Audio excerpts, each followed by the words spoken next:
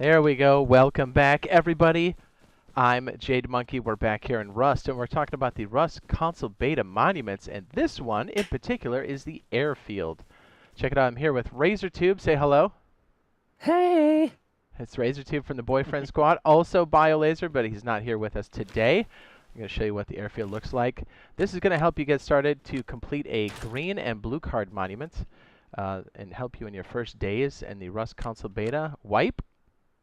And the upcoming full release. Check it out. We got towers, all kinds of good stuff here. Tons of loot, tons of action all the time. So let me go ahead and pop on here real quick. I do have a lot of different monument guides and guides in general to help you out in the Rust console beta. You can go ahead and check that out now in the upper right hand corner. It's got all kinds of things there. If you want to find the blue card, the green card, all the different monuments, they're all right there.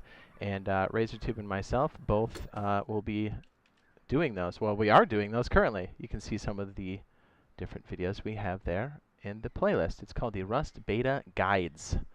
Good stuff. I'm telling you, it's going to help you out a lot. Avoid all the pitfalls in the very beginning. Okay, so we're going to start off in this monument. It does take rad protection 10, so you want to make sure that you have at least 10% rad protection. It's right here. A lot of times I tell people, just craft yourself some wooden leggings, some wooden chest. It just takes cloth. I'm sorry, not cloth.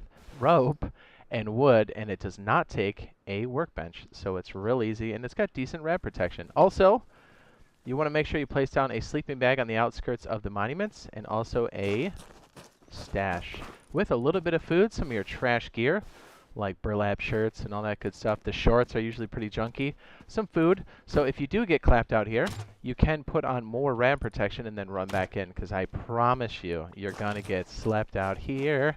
Okay, so as you come in, there is a no build zone here, and then you start to take rad protection, or I'm sorry, rad damage, radiation damage as you walk up. For this particular monument, you don't necessarily need to finish the puzzles. There's a ton of loot all over the airfield, including a Chinook event, but we'll go over that a little bit later. But if you do want to complete the puzzle and in turn grab a red card, you do want to make sure you have a green, blue card, and a fuse. Fuses can be found all over the map. You'll find them in barrels and crates and such. Actually, we'll walk over here. I think there might be a crate or two in this little junction point. And we're actually in the airfield right now. You can tell because it's this giant crumbly wall. There you go. You can find them in boxes like this. Ooh, the all-important chair. We won. We can sign out now. We're good. So we've got, you can get those different boxes. You can find fuses and such. And then you can find your green card and blue card. I'm going to go ahead and link one of the green card videos where you can find said green card. I'm already lost. Where you can find the green card. I'm going to link that video now in the upper right hand corner. And that'll show you one of the many places you can find a green card. Okay, so we're at the air traffic control building. Right now you can tell because it has a tower with those little radios on top. Not to be confused with the 4 towers that are in the corners of the airfield. But you can enter the back here. You've got your red barrels that have both crude and low grade. You have a bubbler. Well, we call it the bubbler. It's the refinery.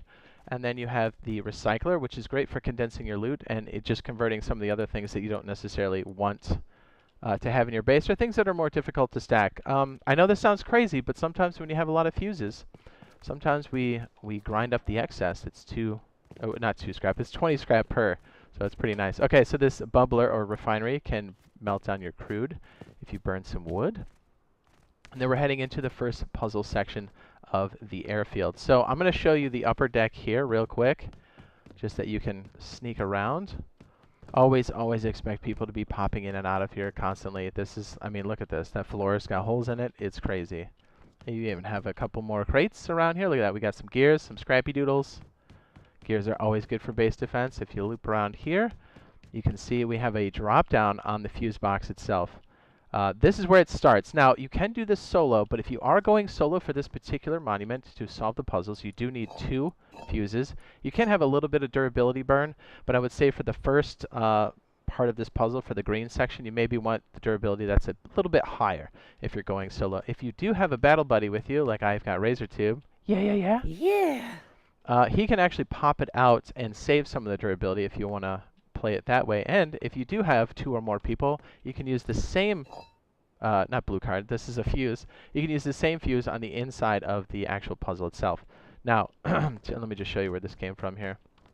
This is the garage. If you come out of the garage, you just turn right and you can see the fuse box room. Just, you know, look up. There's always going to be somebody there, and probably us. Let's be real. Right? Right. All right, so I'm going to drop this here. Razor's going to stick it in. The durability is going to burn, and then he's going to flick the switch. And we're going to do this off the basis that I am a solo player for now once we get downstairs, but he'll join us here in a second. Now, once you step outside of the ATC, you can see we have 2 hangars. Oh, not 2 hangars. What am I saying? 3 hangars. 1, 2, and 3. One of the most easiest places to go for this puzzle, because the timer is ticking, you want to make sure that you go in between hangars 2 and 3, just behind these crates and just in front of this crusty brown van truck thing. And this is the entry point. And then Razor Tube is actually back at the fuse. Let me show you. Go ahead and walk past the window. See him strafing? He can cover you. If you do have a buddy with you or your other teammates, they can hold the position and say, hey, contact if people are out there. Nice lob. And yeah, so just know, these towers have line of sight on you too. So this is a very open space. It's extremely dangerous. Okay, so one of the things you do need to bring with you as well is some sort of light, whether it's on the end of your gun or a crafted flashlight. Or even, did I say torch? Yeah, torch. Okay, Yeah, so you when can bring a torch. so if you're going to enter this, I like to walk up to this and then orient myself. Say that's 2 and this is 3. I like to jump across here and then look at the ladder. That way I know I'm going to go to the left. So as you walk down here, whoopsie, it's good to have your light out, because it gets completely dark. If I back up from the ladder, you can see we can either go right or left.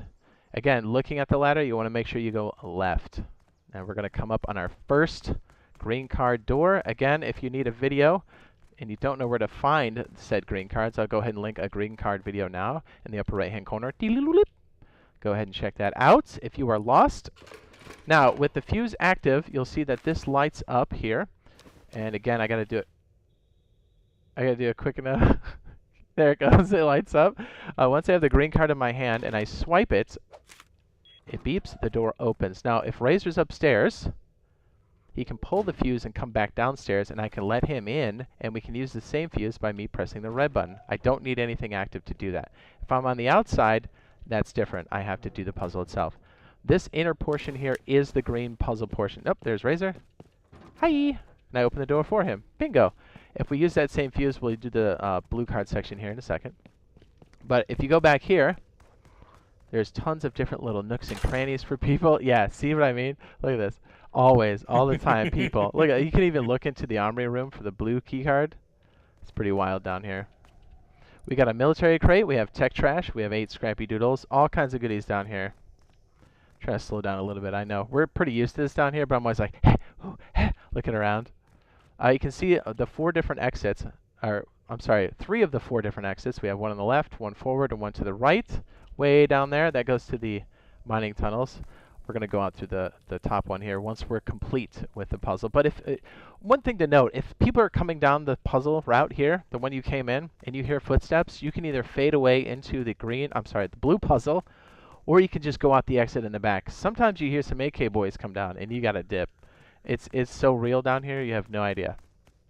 Anyway, so as you work your way through here, you can find some barrels. Fantastic places to camp people or get camped. Look, we had scrappy doodles back there and some metal sheets. Look at these 2 doors here. Open and close. Look, we got a barrel.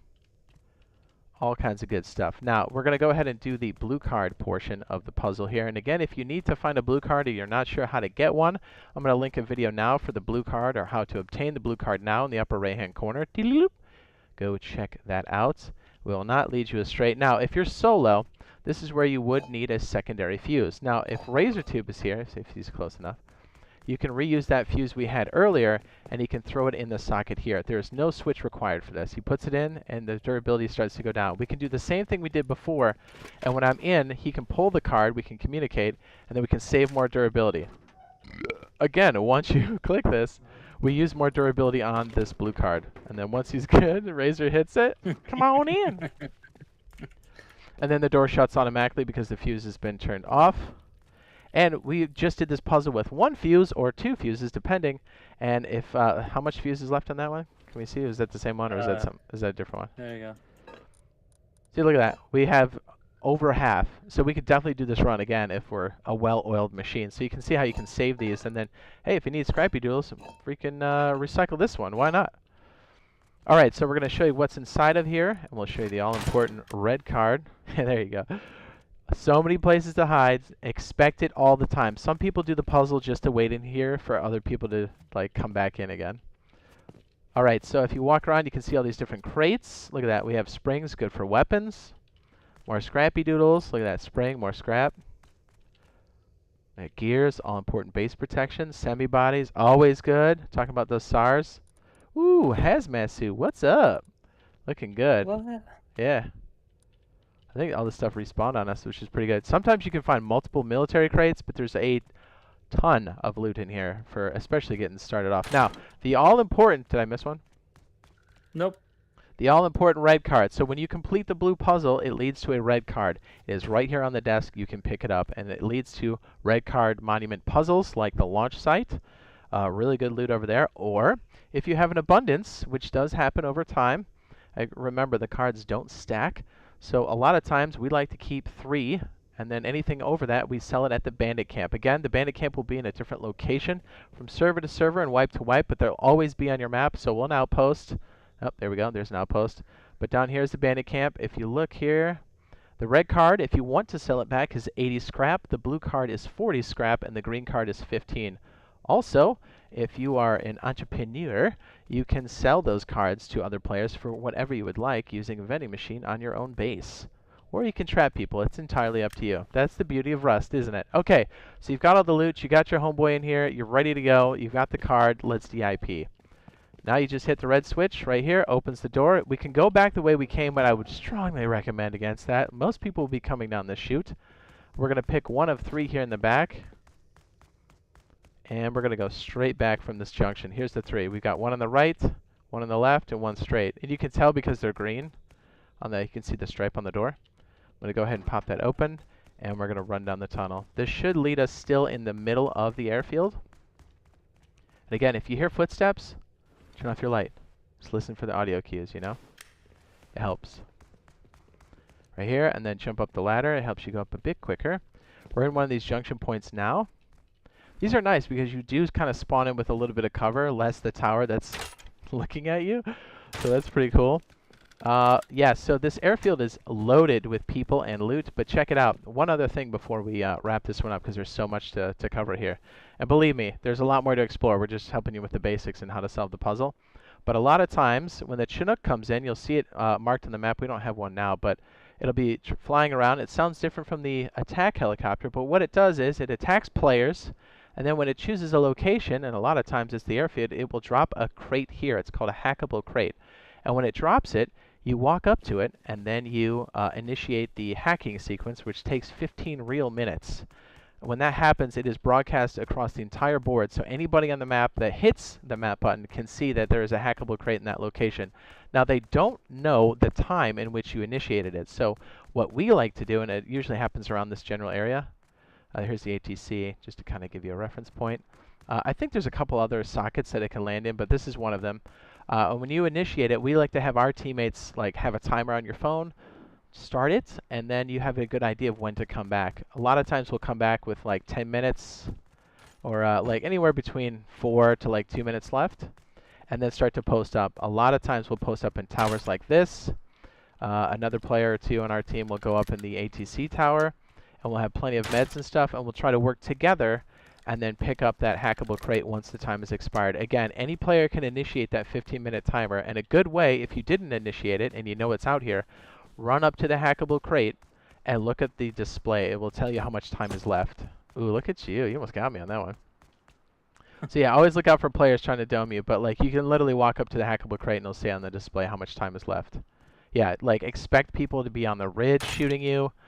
It's all over the place. This is an excellent place to post up and start your wipe and even go mid to late game with this, because you always get the red card and there's always a ton of loot. And let's not forget, you can also get paid off of other players coming through the airfield itself. And that Chinook event is always really great too, so be on the lookout for those hackable crates, and you'll be miles ahead of your fellow players when you're playing the Rust Console Beta for the PlayStation 4, the Xbox One, the next gen's PS5, the Xbox Series X, and the Xbox Series S. All right, this is Jade Monkey. That's RazorTube. We're the Boyfriend Squad. We'll see you guys in the next video / live stream. And again, if you found this useful and helpful, be sure to drop a like.